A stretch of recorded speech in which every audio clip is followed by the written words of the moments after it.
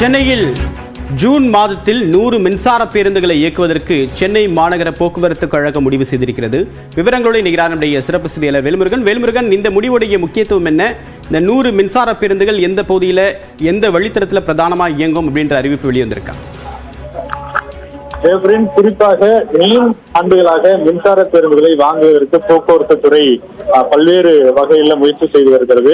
அந்த வகையில தற்போது கிட்டத்தட்ட 500க்கும் மேற்பட்ட பேருந்துகள் இதற்கான டெண்டர்கள் விடப்பட்டு தற்போது விரைவில் கொண்டு வருவதற்கான ஏற்பாடுகள் செய்யப்பட்ட நிலையில முதற்கட்டமாக ஜூன் மாதம் 100 மின்சார பேருந்துகளை சென்னை மாநகர போக்குவரத்து கழகம் சார்பில் மக்கள் பயன்பாட்டுக்கு கொண்டு வருவதற்கான ஏற்பாடுகள் செய்யப்பட்டிருக்கு. குறிப்பாக வியாசார்பாடி, பெரும்பாக்கம், பூந்தமல்லி, பல்லவன் இல்லம், தண்டையார்பேட்டை ஆகிய 5 பணிமனைகளிலிருந்து இந்த பேருந்துகளை இயக்க திட்டமிடப்பட்டிருக்கிறது. இதற்கான குறிப்பாக அந்த 5 பணிமனைகளும் குறிப்பாக இந்த சார்ஜிங் வசதி, ஏன்னா இந்த பேட்டரி பேருந்தை பொறுத்தவரைக்கும் சார்ஜிங் வசதி அப்படிங்கிறது மிக முக்கியத்துவம் வாய்ந்ததாக இருக்கக்கூடிய நிலையில அதற்கான பணிகளை தற்போது தொடங்கி இருக்கக்கூடிய பணிகள் தற்போது போக்குவரத்து துறை சார்பில் தெரிவிக்கப்பட்டிருக்கிறது.